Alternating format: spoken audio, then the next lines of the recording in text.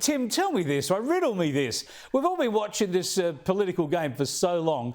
How does he think he can break such a central promise and just get away with it? I mean, surely the whole nation now just doesn't believe anything he says.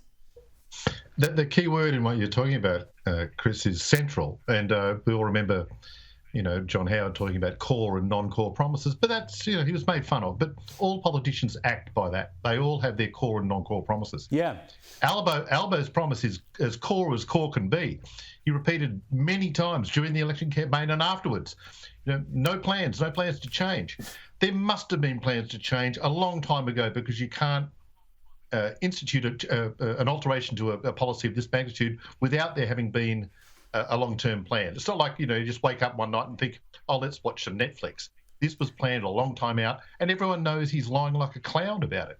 Yeah, it just undermines all their credibility. I had to laugh today. I'm going to show this again. I showed it at the top of the program, but there's talk from Labor insiders, including Cameron Milner, saying that Albo and his treasurer, Jim Chalmers, just don't talk to each other anymore. So the finance minister out this morning saying that's bunkum. Have a look. I work closely with both of those guys, and I can tell you they are good mates. They work closely together, and it's great to work with both of them. And particularly over the last couple of weeks, we've been in daily contact and working really closely together on finalising the tax cuts package. Yeah, daily contact, Mark. What, like David and Goliath? That's another lie, isn't it? You can tell. It's like, it's bad when you have to send Katie Gallagher out there. If Katie Gallagher says it, guys, it must be true. She's never lied before in her life. There is so much blood in that caucus room at Labor. It's ridiculous. Let's be honest. Just be honest about it. That's all we want.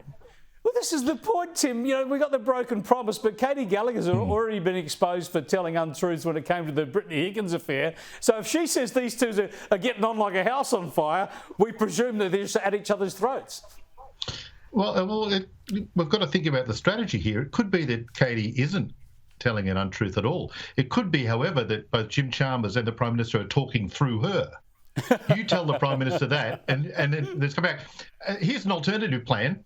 Mark, whose Albanese impersonation is probably the finest in the country, why don't we get him to stand in as an intermediary?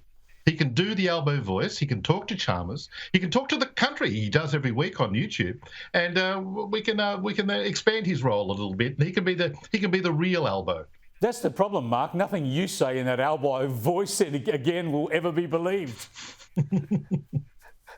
No, and sometimes with this cartoon, because it is set in school, the whole Please Explain cartoon, there are times where real life is playing out more silly than what we do in the cartoon. But Tim, your offer, if we can get that to the PM, I'll be more than happy to stand up and moderate the conversation. Well, I mean, you talk about life being more bizarre than satire. Have a look at this. I can't believe Albo actually said this only about a year ago. I've always been a man of my word, and I believe that when you go to an election and you make commitments, you should stick to them. Yeah, and Tim, as I sit here talking to you, I've got the world's greatest mullet. Well, but again, you've got to look at the precision of Albo's language. He said he's a man of his word, singular. He didn't specify which word that was. And I'm also reminded throughout all of this, I've got a story up here from 2014 from The Australian. Malcolm Turnbull says claims that he's plotting to overthrow Tony Abbott are unhinged, crazy and bordering on demented. So let's see how we go with old Jim Chalmers thing, shall we?